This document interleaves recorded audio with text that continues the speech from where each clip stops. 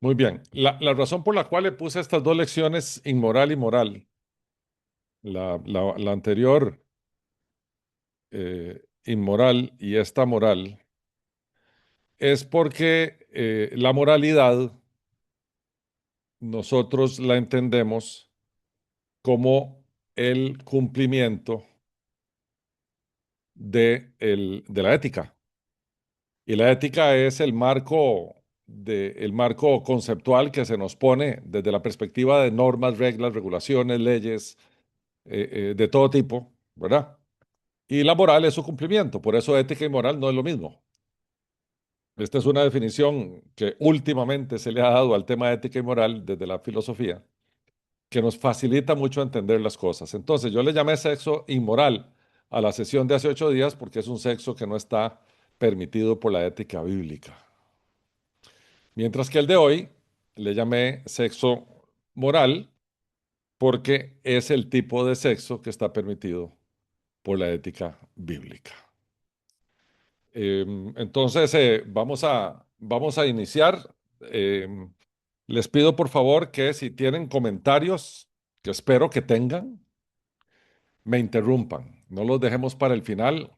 Si hay algo que no se entiende, si hay algo que no está claro o si quieren agregar algo, sí les pido por favor que los comentarios, si no es una pregunta, sino que es un comentario, lo hagan breve, ¿verdad? No se extiendan mucho para dar oportunidad a otros.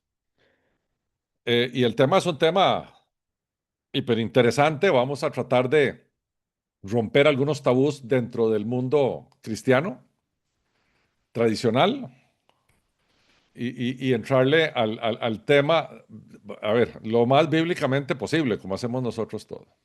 Entonces empecemos por el principio. Nosotros glorificamos a nuestro Señor con nuestros cuerpos. Y voy a empezar desde el libro de los inicios, desde el Génesis. Cuando Dios dijo, hagamos al hombre a nuestra imagen, conforme a nuestra semejanza, y señoré en los peces del mar, en las aves de los cielos, en las bestias, en toda la tierra y en todo animal que se arrastra sobre la tierra.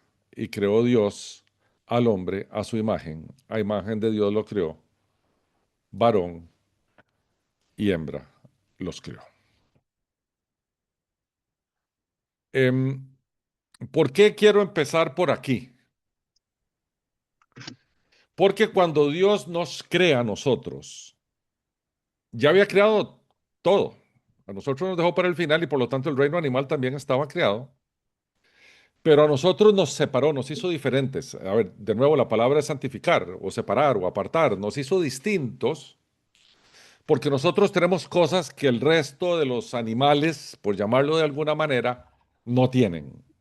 Por ejemplo, un animal no tiene visión de futuro, no se preocupa por el mañana. Instintivamente hay algunos que acumulan en el verano o en la primavera para el invierno, etcétera, pero eso es instintivo, no es que están calculando y tienen una visión de futuro. Tampoco los animales tienen un sentido de propósito. Nosotros sí.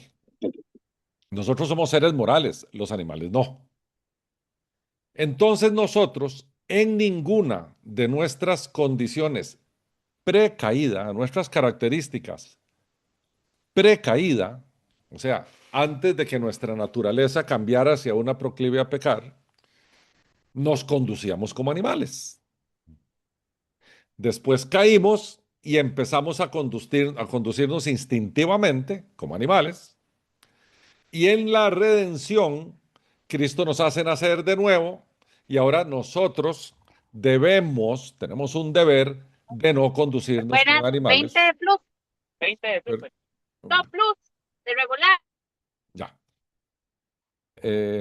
Entonces, nosotros redimidos debemos no conducirnos como animales. Entonces, para mí es muy importante porque también este tema de imagen y semejanza a lo largo de la historia de la iglesia se ha confundido un poquito. Digamos que imagen y semejanza, para empezar, en el hebreo es un hebraísmo, es una reiteración.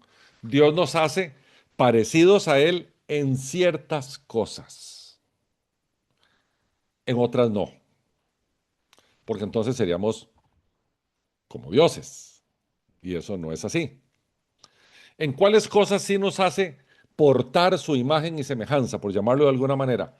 En aquellos atributos de Dios que Dios pone en nosotros para que nosotros nos conduzcamos de esa manera. Eh, en teología hay, cuando uno habla de atributos de Dios, hay un montón hay unos que habla de un cierto tipo y otros de otro, entonces se clasifican diferente, digamos. A mí el que más me agrada es comunicables y no comunicables o incomunicables. Los atributos comunicables son aquellos que Dios tiene y que de alguna manera trasladó al ser humano cuando lo formó, a Adán y a Eva.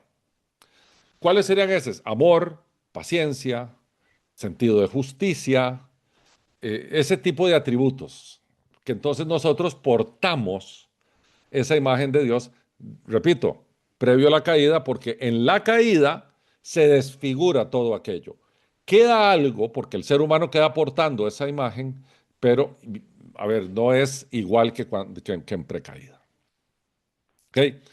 Y por tanto, es eso, esos atributos comunicables en nosotros, esa imagen de Dios en nosotros, la que nos separa de la creación, nos hace distintos, nos hace diferentes. De hecho, Dios nos pone, como seres humanos, encima de la creación y nos da la creación para ser administrada por nosotros conforme a su voluntad.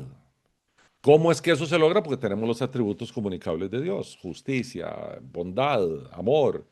¿Cuáles son los incomunicables? ¿Cuáles no tenemos nosotros? No somos omnipotentes, no somos omniscientes, no somos omnipresentes y ese otro grupo, digamos, que es imposible que el ser humano los tenga.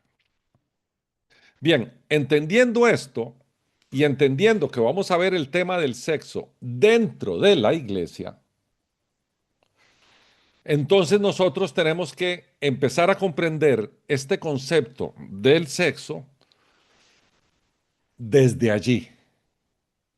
Entonces, como ya vimos, y lo vamos a reiterar hoy, durante toda la lección de hoy, el sexo, bíblicamente hablando, está contenido exclusivamente en una relación vitalicia. Entonces, una vez que estás allí, en esa relación de por vida, el sexo, la relación sexual entre dos personas, bíblicamente hablando y contenidas ahí, redimidas por Cristo, porque esto quiero traerlo al siglo XXI, por favor, no puede ser instintivo, animal, desbocado, porque eso viene de fuera de la imagen de Dios. Y hay gente, a ver, a mí me han preguntado no sé cuántas veces en diferentes años qué se permite y qué no se permite en una relación sexual entre dos personas que están bíblicamente unidas de forma vitalicia. A ver, yo les voy a decir, eso es muy fácil. Aquí está. Eh, Nosotros no somos animales y por lo tanto no podemos comportarnos sexualmente como animales. Nosotros no podemos, no somos desbocados, no somos, no es instintivo, porque los animales usan el sexo para reproducirse exclusivamente. Al ser humano se le dio otra cosa, que es lo que vamos a ver el día de hoy. Vamos a ver cómo va más allá. Empecemos porque nuestro cuerpo le pertenece a Dios, como vimos en la lección anterior, y en el sexo nosotros glorificamos a Dios, porque el cuerpo que le pertenece a Él, que es instrumento de Él, nos sirve para manifestar el amor que le tenemos a la persona con la cual hemos entrado en convenio vitalicio. Entonces ahora empezamos a ver el concepto de sexo dentro de una pareja bíblica. Es una manifestación física del amor que de por sí ya se tiene. Por tanto, en una pareja bíblica, el sexo es una manifestación de ese amor ágape.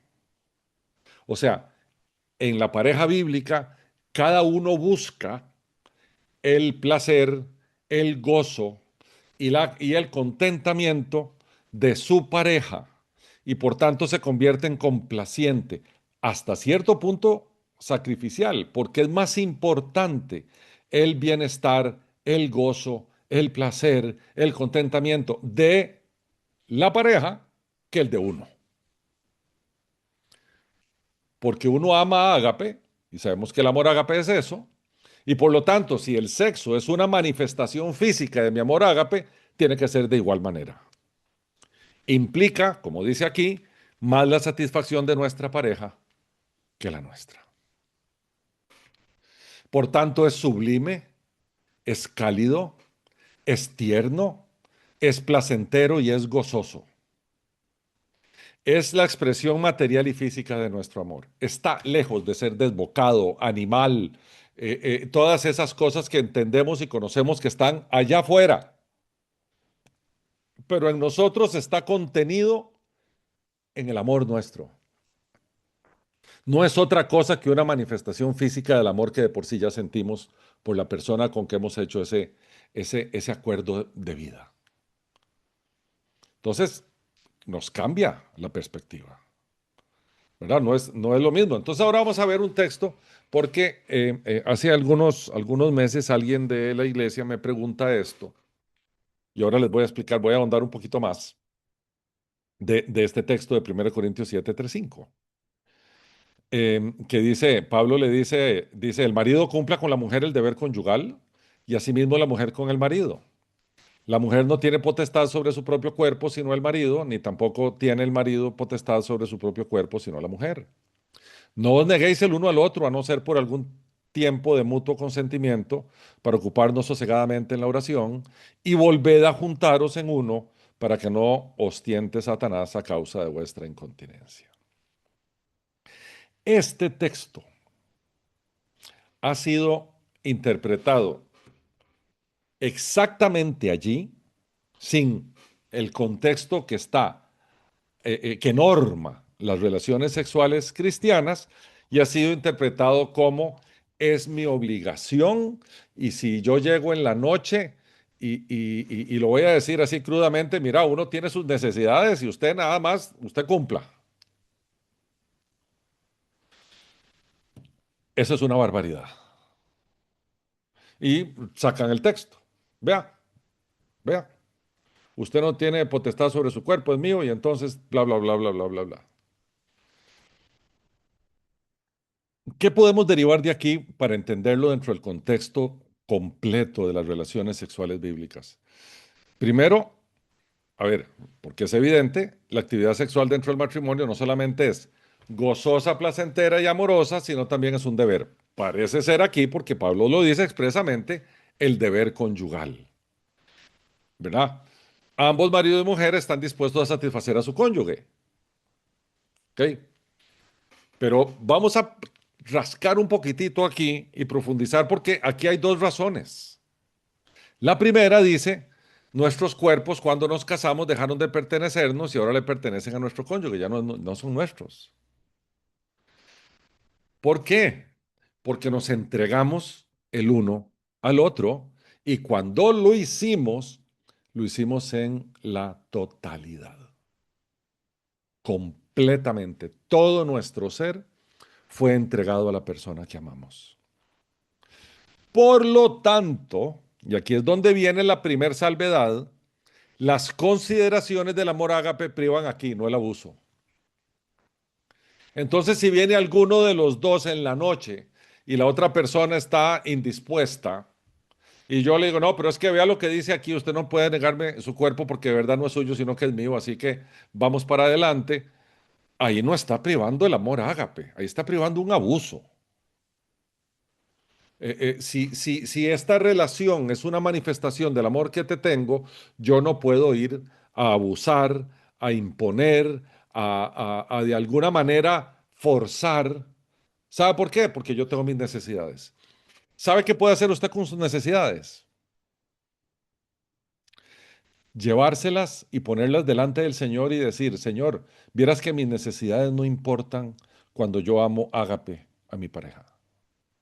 Las únicas necesidades que importan son las de ella o él, no las mías.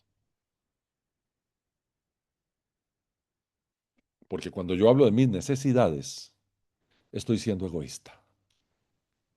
No estoy amando, estoy siendo egoísta, porque son mis necesidades. Y la misión mía con la persona con quien tengo ese acuerdo precioso de vida es satisfacer sus necesidades. Es su bienestar, es su felicidad, es su conveniencia, no la mía. Y esto se manifiesta y se traduce en nuestras relaciones sexuales también. Entonces, de nuevo, en este texto, en modo alguno se les ocurra que Pablo está hablando de abuso, de autoritarismo, de tiranía, de usted está obligado a hacer lo que usted no quiera. Porque entonces estamos sacando del contexto del amor ágape y de hombres amen a sus mujeres como Cristo amó a su iglesia y lo estamos metiendo en el contexto del tirano. Y así no es. Por eso ahí ponemos, no es forzada ni trabajosa. ¿En qué cabeza puede caber que la obligación es entonces forzada y trabajosa? Cuando esto es una manifestación de mi amor, entonces por tanto tiene que ser gentil, cálida y agradable.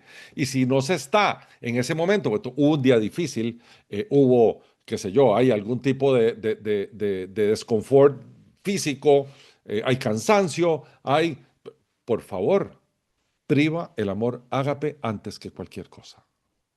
Entonces uno no puede sacar este texto y restregárselo en la cara al socio o a la socia de vida. Y la segunda razón, dice allá también el apóstol, evitar ser tentados al adulterio por incontinencia. Y aquí tengo que hacer una salvedad. Em, y voy a sonar medio grosero, pero es que los hombres somos un poquito más animales que las mujeres.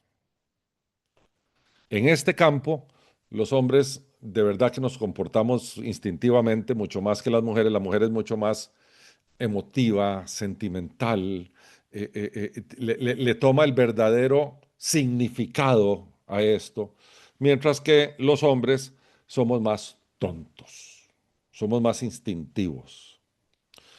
Y hay, en algunos casos, como somos así, entonces hay algunas, lo voy a decir así, algunas esposas que usan eso para manejar al hombre.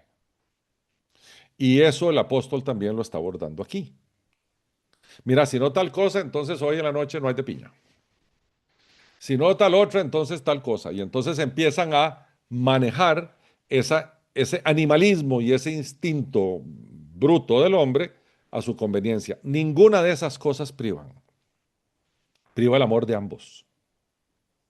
Por eso el apóstol dice, tal vez pueden por un tiempito, pero regresen a sus deberes conyugales porque desde la abstinencia pueden ser tentados al adulterio.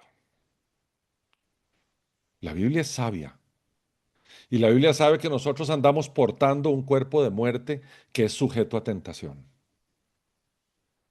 La Biblia es muy sabia. Entonces la incontinencia, dice el apóstol, es permitida siempre y cuando uno sea por mutuo consentimiento, por un tiempo corto y por una buena razón. Pero dice, yo sé que sos débil y yo sé que podrías estar proclive a pecar si esto se extiende. Entonces es como un consejo, llamémoslo así, es una advertencia, porque recordemos que el negocio de la Biblia es mantener a las parejas juntas, no separarlas. Y dentro de la sabiduría bíblica se dan un montón de consejos alrededor de esto. ¿Alguna duda en este tema? Porque a mí me interesa mucho, porque mucha gente ha sacado de contexto este texto y de verdad que no debería ser. Bueno, seguimos. Entonces, ahora me dice aquí un grafiquito para que eh, veamos cómo nosotros manifestamos en la carne lo que debe ser una manifestación, lo que debe ser una emoción y un sentimiento y un amor guiado desde adentro. ¿Por qué? Todo en el Señor funciona al revés que como funciona en el mundo. ¿Qué quiero decir con esto? Veámoslo desde la perspectiva pagana. El diablo, ¿qué es lo que hace? Y sus secuaces, digamos, ¿verdad? Porque el diablo no es que esté en todo lado al mismo tiempo. Nos usa el mundo y usa nuestros sentidos para tentarnos. Nosotros, con nuestras percepciones y nuestro cuerpo caído, toca nuestra alma y de allí nos hace pecar y contamina el espíritu. Es la función mundana de tentación y pecado es de afuera para adentro. Pero en el Señor nosotros funcionamos de adentro para afuera. Funciona a la inversa. Por eso el Señor a nuestro espíritu muerto le da vida. Nuestro espíritu de vida ejerce influencia sobre nuestra alma, que es nuestro yo, nuestro ser, nuestra identidad, nuestro psique, nuestro ego es yo, y lo va transformando y eso se convierte en acciones que nuestro cuerpo hace. Entonces el Señor funciona de adentro para afuera, mientras que el mundo, el diablo y funcionan de afuera para adentro. Entonces, como nosotros en el Señor funcionamos de adentro para afuera, entonces lo primero que ocurre cuando nosotros estamos en una relación bíblica es el amor de Dios puesto en nosotros. Eso ya lo hemos visto para atrás en otras lecciones, que hemos hablado del amor de Dios o el amor ágape, y hemos mencionado muchísimo este versículo de Romanos 5:5, ¿verdad? Porque el amor de Dios ha sido derramado en nuestros corazones por el Espíritu Santo que nos fue dado. Ahí empieza la primera motivación en una relación sexual bíblica, desde el amor de Dios que es puesto en nosotros, desde ahí. Entonces, como el Señor de nuevo funciona de adentro para afuera, entonces ahora pasa a la emoción, al esa pasión linda, ese enamoramiento precioso que le podemos llamar el amor del alma. Y veamos lo que dice el Proverbio 5. Sea bendito tu manantial y alégrate con la mujer de tu juventud. Como sierva amada y graciosa Gacela, sus caricias te satisfagan en todo tiempo y en su amor recréate siempre. Es esa emoción bella que sale y surge del Espíritu Santo que puso el amor de Dios en nosotros y se empieza a expresar en nuestra alma. ¿Y a dónde aterriza? Aterriza en nuestro cuerpo, en el amor físico, se manifiesta de esa manera. Y no pude evitar poner un texto del Cantar de los Cantares. No pude. El Cantar de los Cantares, para los que no lo han leído, los invito a que lo vayan y lo lean. Es una colección de canciones que le canta el hombre a la mujer y la mujer al hombre, la mujer sulamita y todo el mundo supone que es el rey Salomón. En algunos lados dice el mi rey y rey Salomón. Y es una oda al enamoramiento y a la pasión de dos personas que se aman profundamente, físicamente. Vea lo que dice en el capítulo 7 del Cantar de los Cantares. Qué hermosa eres y cuán suave, oh amor deleitoso. Tu estatura es semejante a la palmera y tus pechos a los racimos. Yo dije, subiré a la palmera, asiré sus ramas. Deja que tus pechos sean como racimos de vid, y el olor de tu boca como de manzanas, y tu paladar como el buen vino, que se entra a mi amado suavemente y hace hablar los labios de los viejos. Uno dice, eso está en la Biblia. Vieran que ahí está. ¿Saben por qué? Porque eso glorifica a Dios. El amor sublime que surge del Espíritu se manifiesta en nuestras emociones, en nuestra alma, y se traduce en una entrega de nuestros cuerpos, glorifica a Dios. Por eso es tan desagradable el sexo fuera de aquí, precisamente. Y por eso es tan bello el sexo dentro de una relación, dentro de un convenio entre dos personas hijas de Dios que se aman como Dios ha mandado que se amen. Conforme vamos avanzando en la lección de hoy, ustedes van dándose cuenta por qué Dios confinó el sexo a las relaciones de dos personas que se aman. Porque es para esto. Es exactamente para esto. Ahora imagínense la gente que anda ahí acostándose con cualquiera en el fin de semana. Y vean esto. O piensen en aquellos que son un poquitín más serios y se hicieron novios y al mes ya se acostaron y al año terminaron. ¿Dónde ves esto? Dios lo tiene santificado, apartado, consagrado para relaciones vitalicias de dos personas que se entregan mutuamente totalmente. Y por tanto es precioso, sublime, amoroso, gozoso, placentero, porque es de una entrega absoluta. Ok, vamos avanzando, porque esto ha sido medio tabú. Yo en las iglesias se habla poco de esta forma. Y en el pasado menos todavía, ¿verdad? Ya por el siglo XX o para atrás, esto era impensable enseñarlo a personas que están dentro de las escrituras.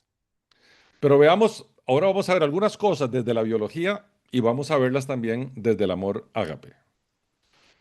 Empecemos por la primera función del sexo, donde empezó todo. La principal o la primera fue reproducción, ¿verdad? Y hay un mandato universal. Vayan, tengan todo el sexo posible porque hay que multiplicarse. Y el Señor, hasta donde yo sé, no puso otro instrumento de multiplicación que las relaciones sexuales.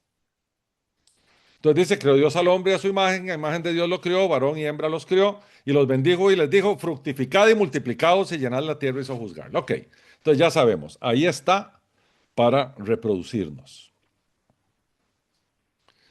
Pero resulta, y esto es algo que a nosotros los hombres se nos pone esta enorme responsabilidad, que en la reproducción, solamente la reproducción, el hombre obtiene su recompensa placentera, o sea, su orgasmo, y la mujer no necesariamente requiere experimentar un orgasmo en ese proceso. Uno dice, "Mm, sí, claro. Si es una sencilla transacción, el hombre que es mucho más veloz en alcanzar su éxtasis, puede entrar en el proceso reproductivo, la mujer ni siquiera ha empezado y ya el hombre terminó. Y de ahí puede nacer una criatura. Entonces, biológicamente hablando, para procrear, solo el hombre obtiene recompensa placentera. Algunas mujeres sí, pero no necesariamente todas. Para que ambos, ya no solo el hombre, sino para que ambos experimenten placer, la función reproductiva debe dejarse a un lado. Esta debe ser una consecuencia y no una causa. Porque ahora estamos separados del reino animal. Los animales se reproducen así, ¿verdad? Pero nosotros hay algo más encima de eso. ¿Ok? Pero Dios nos diferenció, por eso no somos así, o no deberíamos ser así. Traemos esas costumbres de nuestra naturaleza caída, inclusive antes de nuestra entrega a Cristo. Pero resulta que ahora es distinto, porque estamos en Cristo. Y entonces ahora sí, nosotros amamos, nosotros complacemos, nosotros proporcionamos gozo y placer, porque nosotros experimentamos amor. Entonces uno dice, ok, entonces si ya vamos a dejar la función de reproductiva de lado, pero no quiere decir no tengamos hijos, lo que quiere decir es que vamos a tener hijos como resultado de nuestra muestra de amor hacia la persona que amamos. Y de ahí surgen los hijos, a diferencia de los animales. Por eso vamos avanzando aquí y entendemos que esa mezcla preciosa entre amor y placer solo son posibles si el hombre se desprende de su egocentrismo, se quita ese tema de concentrarse en sí mismo y lo lleva a decir, no, yo quiero que la mujer tenga una satisfacción plena, así sea que me tenga que esperar o así sea que en mí termine, porque pasó mucho tiempo, entonces ya perdí yo la emoción, digámoslo así. ¿Por qué decimos esto? En términos generales, este fue una que encontré rapidito, pero hay estudios uf, enormes de poblaciones de 10 y 15 mil mujeres. En este caso fue en España, una encuesta de 2.000 personas, 7 de cada 10 mujeres, 7 de cada 10, 70% tienen dificultad para alcanzar el clímax en sus relaciones sexuales. Y les voy a decir otra más. Eh, en otro estudio que no lo puse aquí, 8 de cada 10 nunca han alcanzado un orgasmo en su matrimonio. Estoy hablando de mujeres.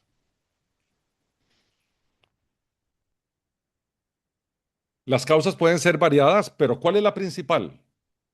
Que el hombre no espera, no estimula, no entiende.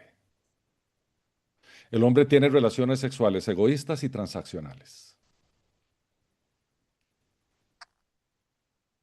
Esa es la causa principal. ¿Por qué razón? Bueno, también está, y eso está súper documentado, pueden ustedes googlearlo donde quieran. La mayoría de las mujeres suelen tardar entre 10 y 30 minutos para estar listas y alcanzar su clímax. Requieren preliminares tiernos y amorosos porque las mujeres no son transaccionales en esto. Las mujeres se entregan porque tienen esa característica preciosa, mientras que nosotros los hombres no la tenemos, que es una entrega completa, no es solamente de su físico o de su carne, sino que se involucra todo.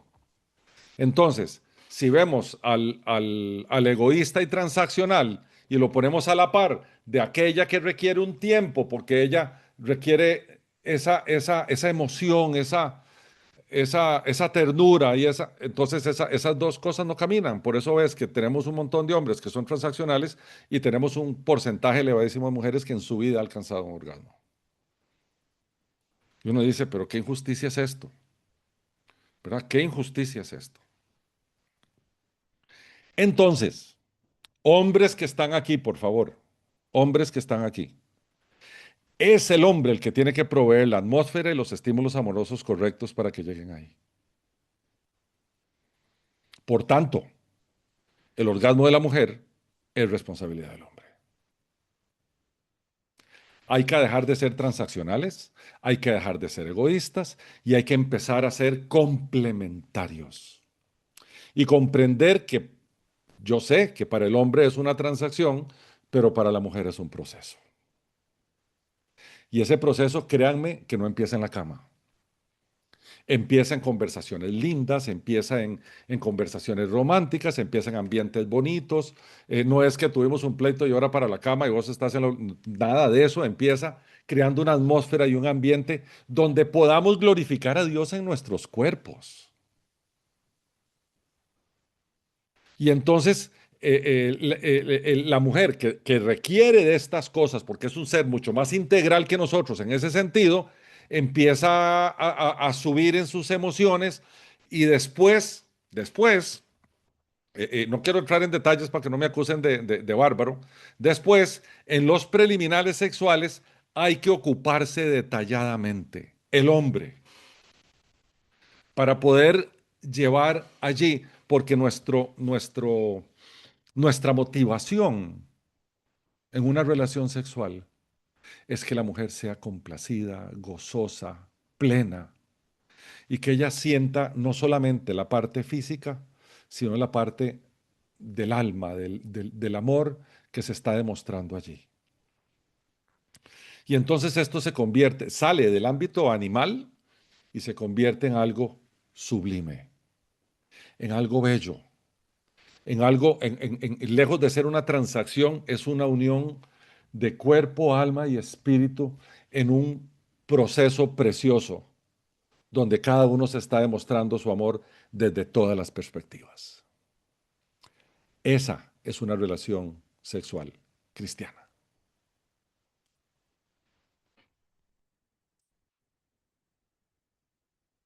No los oigo, los veo callados. Estamos asustados. Al revés.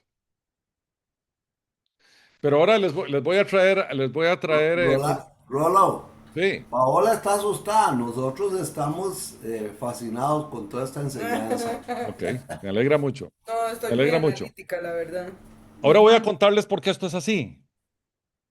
Porque, a ver, nosotros hombres animales, como lo estoy diciendo, yo sé que muchos van a decir, pero me has dado muy duro hoy, ya, para, no me des tan duro. Nosotros, como vamos así de rápido, pero resulta que como las mujeres se toman tiempo, en ese tiempo que se toman, van liberando y elevando hormonas y neurotransmisores que tienen efectos distintos en ellas. Por eso toma tiempo.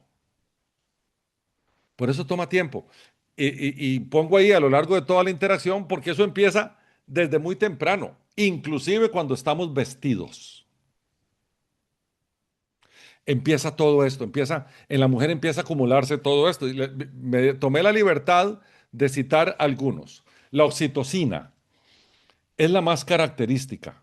Se libera en cantidades importantes durante la excitación y especialmente en el orgasmo, promoviendo el apego, la sensación de bienestar, relajación y conexión con la pareja. También contribuye a las contracciones uterinas y vaginales rítmicas que ocurren durante el clímax. Hay una liberación masiva de oxitocina en la mujer. En el hombre chambón no, porque para el hombre, de nuevo, van siendo transacciones, pero la oxitocina se empieza a liberar desde el puro principio y va en un crescendo. Por eso la mujer arranca un poquitín, yo no quiero usar la palabra fría, sino pasiva, digámoslo así, y aquello empieza en un crescendo precioso, porque la oxitocina se va produciendo. Después está la prolactina, que esta, vean qué interesante, pega un salto después del orgasmo. Entonces piensen que 8 de cada 10 de una muestra encuestada nunca llegaron ahí. Se asocia con sensación de saciedad sexual y relajación. Relajación. A eso se le llama el periodo refractario. Y después claramente la dopamina, que aumenta también durante el proceso de excitación y orgasmo, que es la que genera la sensación de placer y recompensa. Porque activa las mismas vías cerebrales que otras experiencias placenteras. Déjeme decirle que la dopamina también es activada en los drogadictos, se activa la dopamina. Cuando le meten droga, hay un disparo de dopamina. Cuando la droga deja su efecto, hay una caída de dopamina y por eso la necesidad de volver a tenerla. Bueno, la dopamina también se eleva y se libera en la relación sexual en las mujeres particularmente. Y después la que todo el mundo conoce, que son las endorfinas, que son esa hormona que nos da esa sensación deliciosa de placer, de bienestar. Y inclusive hay gente que deja de percibir el dolor, que tenían un dolor de cabeza o les duele algo, pero son las endorfinas las que las llenan y entonces hay una sensación deliciosa de bienestar. También pasa por ahí. Y claramente adrenalina y noradrenalina que aumentan, porque, a ver, por eso la frecuencia cardíaca se acelera, se acelera la presión arterial, la respiración se acelera porque hay una dosis extraordinaria de adrenalina y noradrenalina también que nos hace llegar a ese estado de éxtasis. Y hay una que se suprime, que es el cortisol. Para los que están muy estresados, aquí hay un remedio, que es la hormona del estrés. Tiende a disminuir después del orgasmo, lo que contribuye a la sensación de relajación también. Todo esto, todo esto ocurre antes, durante y después del orgasmo femenino. Todo esto.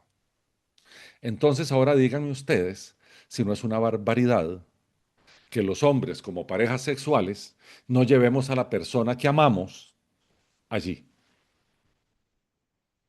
Es una barbaridad. Ok, todavía no oigo preguntas. Por lo tanto, o está muy claro o les da vergüenza. ¿Cuál es el diseño divino? En el Señor, el sexo no es una transacción, es una manifestación física del amor ágape que ambos se profesan. Entonces ya vamos concluyendo hoy. Esto es amor ágape traducido en relaciones íntimas ágape. El otro día le decía yo a mi hijo Rolly, le decía, es que Rolly, en el cristianismo tenemos amor ágape y sexo ágape. Funcionamos desde allí. Y las relaciones íntimas aprobadas bíblicamente son aquellas motivadas por un amor desinteresado que se traduce en un placer desinteresado dentro de una relación vitalicia. Tal vez esta filmina, podría resumir todo el tema del sexo dentro de una relación bíblica.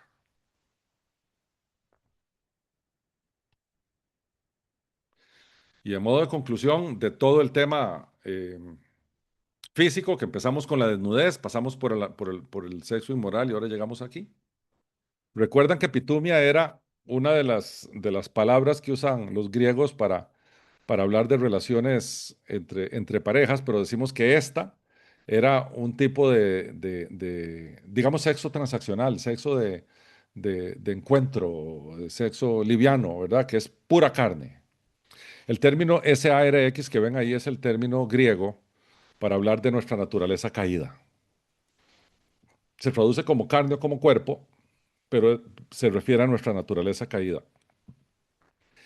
Esa definición de epitumia es básicamente sexo casual, el cual la Biblia prohíbe expresamente. Ahora vamos a las que no son casuales. Resulta que son novios y dicen que se aman y llegan al amor eros, ¿verdad? El amor ese pasional y que todas las parejas han pasado por ahí. Y entonces ya no solamente es el tema carnal, sino que está involucrado también un poco las emociones y los sentimientos que están contenidos en el alma o en la psique. ¿Verdad? Ese amor eros, cuando se tiene una relación sexual, pero no se tiene un compromiso permanente. Todavía son novios, o están saliendo y tienen mes y medio de salir, o tienen 6 meses de novios, o un año de novios, o 2 años de novios, lo que sea. Pero son relaciones sexuales que no han adquirido un compromiso permanente. Esa también la Biblia la prohíbe, expresamente. Entonces, ¿qué es lo que nos queda? Ágape, que entonces pone la carne, el alma y el espíritu, que es el ser completo, como dice ahí, nace del interior del amor de Dios, se procesa con sentimientos en el alma y se manifiesta en el exterior en el cuerpo. Estas están contenidas y exclusivamente dedicadas a relaciones vitalicias. Eso es el sexo en un matrimonio bíblico. ¿Alguna pregunta o comentario? Don Rolando, yo sí quiero aportar un comentario más que todo afirmando todo lo que nos acaba de explicar porque yo trabajo en salud sexual y reproductiva. Ah, de verdad. Sí, señor, ese es mi tema de todos los días. Y yo tengo mujeres de todas las edades, 22 años atendiendo mujeres y no solamente esto se confirma con los estudios, sino también con lo que uno ve cada día. Y definitivamente es doloroso ver mujeres que definitivamente 60 y resto de años y llegan y le dicen a uno que es un orgasmo. Totalmente cierto eso que comentas, ¿verdad? En donde hay un desconocimiento, yo diría que hay una parte principal que es del hombre, pero tampoco le quito responsabilidad a la mujer. ¿Por qué? Porque esto es una exploración y conocimiento hasta esta parte hormonal que ocurre todo este proceso en donde Dios nos hizo diferentes hasta en eso, ¿verdad? Y el hombre funciona de una forma diferente a la mujer. Entonces, ahí tiene que haber un conocimiento mutuo, ¿verdad? Profundo de ambos para que esto se logre, en donde por supuesto que la pauta la va poniendo el hombre, estoy de acuerdo completamente. Otro punto que quería tocar es que es muy doloroso también para uno el ver que este tema ha sido ahora era tal vez más común ver que era un poquito, no tan temprano, un poquito más tardío el inicio de las relaciones sexuales y bueno, ya ahora uno ve chiquitas hasta de 11, 12 años iniciando relaciones sexuales y se los digo porque yo pongo métodos anticonceptivos todos los días a chiquitas de esas edades también. Entonces, es súper doloroso ver cómo este tema que es tan precioso a la luz de la palabra del Señor, que es tan sagrado, que tiene un significado tan especial, así como usted nos lo ha enseñado, y ver cómo el mundo lo toma de esa manera, tal cual como usted dijo, como si fueran animales. Entonces, solamente era como para reforzar un poquito lo que estás diciendo, que así es en la realidad. Gracias, Erika. Muchas gracias. Vamos. Bueno, si nadie más tiene comentario, Lolo, sí, ¿me escucha? sí, adelante. Ok, hay algo interesante, digamos, yo durante más como 20 años en consejería, me llevé la sorpresa muchas veces. Esto es importante porque no se ve como un tabú y perdón, si no se enseña. em, y muchas veces tuve casos donde específicamente la mujer llegaba a expresar un sentimiento de culpabilidad porque al no tener esta experiencia del orgasmo en el matrimonio, entraba en duda si ella estaba capacitada, si es que ella estaba enferma, decían, y entonces el caso era que se iban a probar a otro lado, a ver si es que eran ellas o no, si funcionaban o no. Claro, es una trampa del enemigo, ¿verdad? Pero también es un problema de que, como dice Erika, ¿verdad? No se ha educado al hombre, no se ha educado, y aún dentro de la misma iglesia, eso se ve como un tabú.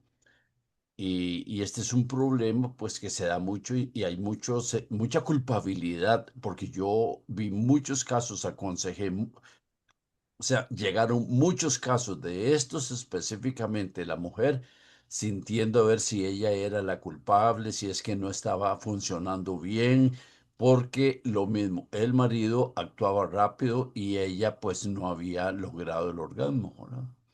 Bueno, Raicito, qué dicha que decís eso y de verdad que es una barbaridad, pero así es. También está el otro caso, el hombre que no sabe, que es ignorante y dice que su mujer no experimenta placer, que tiene algo malo, porque Claro, no tiene la velocidad que tiene él y entonces él dice, resulta que la mujer algo tiene, no está bien. Y a mí lo que me molesta es que eso es pura ignorancia. sí, Y les voy a decir algo. Dentro de la iglesia, esto tiene responsabilidad pastoral. Primero es responsabilidad de los padres, que sabemos nosotros que no generalmente cumplen con la responsabilidad de explicar este tipo de cosas oportunamente allá en la pubertad y la adolescencia y posteriormente cuando los hijos se van a casar. Pero también en las consejerías que nosotros damos prematrimoniales, todas estas cosas se tienen que explicar al detalle y no ocurre. Entonces tenés matrimonios disfuncionales sí, en un montón de cosas y en esto también. Entonces, a ver, yo puedo entender que, que el sexo en el matrimonio no es lo único ni es lo más importante, sino que sencillamente es tan importante como todo lo demás. No le quiero restar importancia, pero tampoco le quiero dar más de la que tiene. Es sumamente importante, tan importante como todo lo demás, como yo manifiesto mi amor ágape también fuera de la alcoba, en la cocina, en la casa, en mi trato, o sea, hombre y mujer, los dos, en el diario vivir, en la cotidianidad, y también en la alcoba. Pero tiene que ser una totalidad, una plenitud, o sea, no sí, puede ser que tres cosas funcionan bien y la cuarta no. Eso es, de nuevo, Ray, eso es un problema enorme pastoral y es un problema también de guía en las familias. Pero bueno, Ese- ya sabemos que eso es así y ahora nos corresponde a nosotros, a todos los que estamos aquí, empezar a explicarle a la gente cómo sí es, cómo sí se hace. Sí, Ray. sí, hay dos impulsos, por ejemplo, yo lo veo así. Hay dos impulsos naturales desde la creación del hombre y aún después de la caída. Es el impulso hacia la búsqueda de Dios como fuente primaria y el otro es el impulso hacia la búsqueda del sexo opuesto. Ujú. El problema es cuando hay un desbalance en esas búsquedas y a través del pecado, en la caída, el hombre lo que hace es hasta volverse idólatra al buscar más al sexo opuesto que buscar a Dios. Entonces, si yo no tengo una relación con Dios primero, me va a ser muy difícil relacionarme con la pareja posteriormente, ¿verdad? Así que yo creo que esta parte de la relación posterior, la relación con la pareja, el mundo le ha dado más importancia eh, que la búsqueda misma de Dios, que es el que regula esta situación. Sí, ahora, le ha dado más importancia, pero se la ha dado de forma equivocada, Ray, Sí, correcto. de la forma equivocada. Bueno, la siguiente lección es resolución de conflictos. Ya abandonamos el tema físico, el tema de nuestros cuerpos, digámoslo así, por decirlo de alguna manera, y nos quedan dos lecciones y ya terminamos el curso. La siguiente que es resolución de conflictos y la última es cómo debería ser una boda cristiana. ¿Ok? Nos quedan esas dos. Ya que Erika nos ayudó hoy en eso, Erika, ¿podrías orar para despedirnos, por favor? Claro, con mucho gusto. Gracias, Padre, por regalarnos este tiempo juntos de edificación y de conocimiento, Señor, de tu palabra.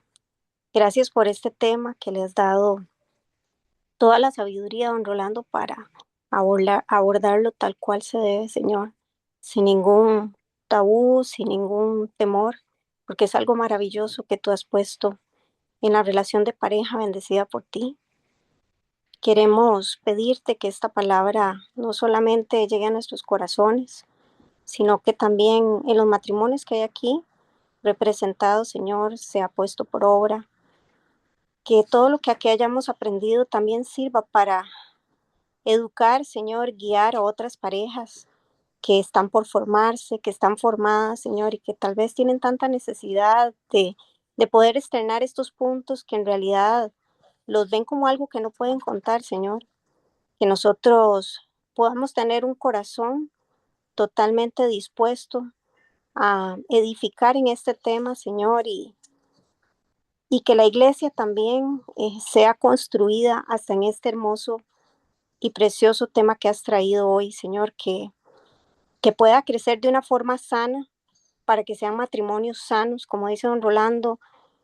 Es un tema también muy importante. Es un, es un tema de comunicación entre pareja. Es un tema de gozo y disfrute, así como tal cual tú lo has dejado, sin ningún morbo. Y Señor, que esto pueda calar en nuestros corazones para que de en adelante no hagamos de oídos sordos cuando tengamos que dar una palabra de ayuda y de consejo a otros, y también para que los matrimonios de aquí puedan disfrutar conforme el Señor lo ha dispuesto. En el nombre de Jesús damos gracias por este tiempo y por este tema. Amén. Amén. Bueno, bendiciones a todos. Si Dios lo permite, nos vemos de hoy en 8. Buenas Chao. noches. Muchas gracias, buenas noches. Gracias. Gracias. Chao.